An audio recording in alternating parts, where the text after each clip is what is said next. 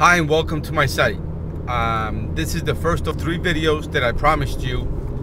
And this first video has to do with taking an account in detail of what's going on in the present situation. As you probably read or heard about or watched in the news lately,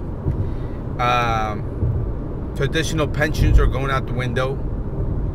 Especially some of the news going on in the East Coast, where even governors are now taking a swipe at union employees and union benefits.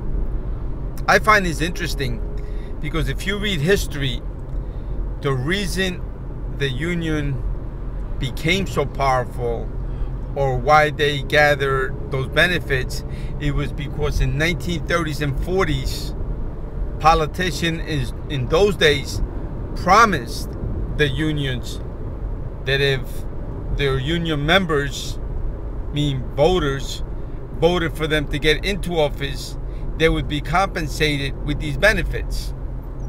Here it is 70 years later, and now people who want to get into politics are riding the wave of sentiment against union members who have acquired those benefits. So now politicians are promising the majority of individuals or voters, saying, listen, if you vote me into office, I'll do away with their benefits.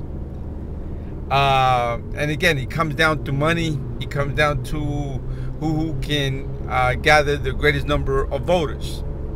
But anyway, the point is that your benefits, your pension, your job is no longer safe, period.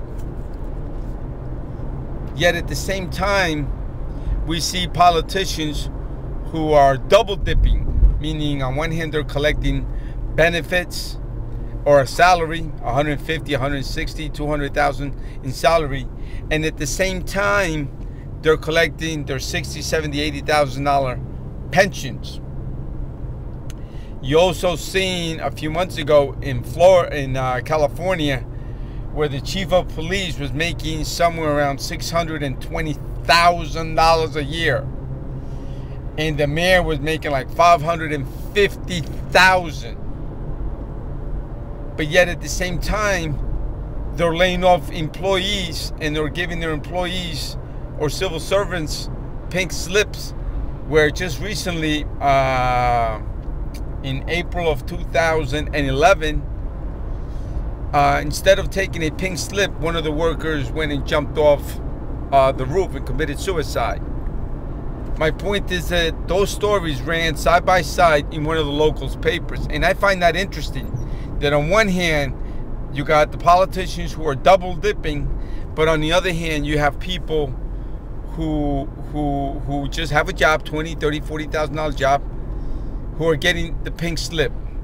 And even the boss got into the act, where in one of the local papers I read about that he states about the dichotomy or the contradiction where many politicians are promising to the rich to cut taxes, but at the same time they're also cutting benefits for the lower middle class and the people who are already struggling.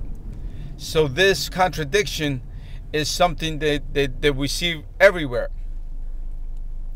My point for making this video is to sort of get you to become aware that you need to become creative in how you make or how you earn an extra income from home. Technology is cutting out a lot of jobs, but technology is also making it easier for individuals to establish their own home-based business.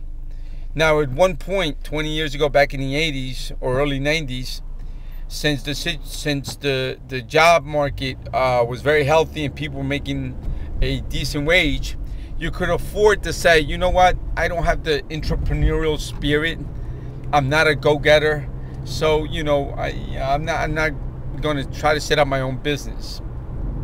That situation has changed, and it's predicted that for the next several years, the situation is going to get worse. So it's not whether you become creative or you have the entrepreneurial spirit or you're a go-getter. Is that it's becoming a necessity for you to establish your own home-based business so that you can make extra income. If you have a job, great. Keep it, take care of it, enjoy the benefits, enjoy whatever benefits you have accumulated. But on the other hand, start something on your own so that you can develop it while you have a job. Many people are put off retiring because they lost 1/3 of their pension back in 2008. Other people that were retired are coming back to work because they can't make ends meet. Other people have been unemployed for 2 years or more, and they will be unemployed for the foreseeable future.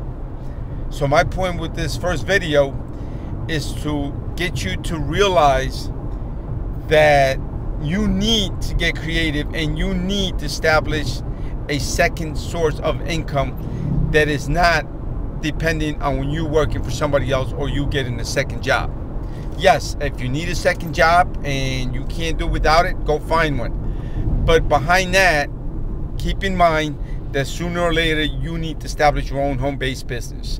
And again, my point is that nowadays with technology, most people already have access to the computer. Most people already are surfing the internet sites, MySpace, YouTube, Facebook, Twitter.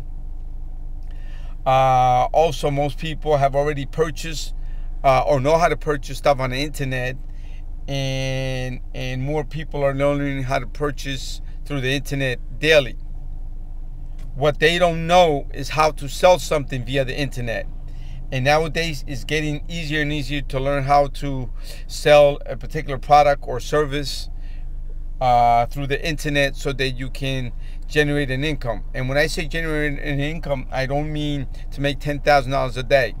Those are get rich schemes that don't work, where you waste your money and time.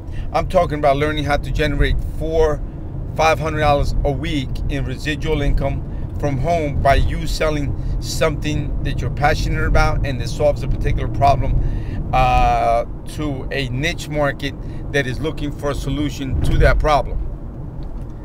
So again, the whole point of this first video is to get you to realize that the situation is not only going to get worse before it gets better, but that according to economists and many people who know a lot more than I do about the situation, predict that for the next several years the economy it's going to be, or that this is the new reality, put it that way. So please take a few minutes and take a look at the second video, which is right below me, or right below this one. And once again, this is Gilbert Bello, and I'll see you in the next video. Take care and have a good one.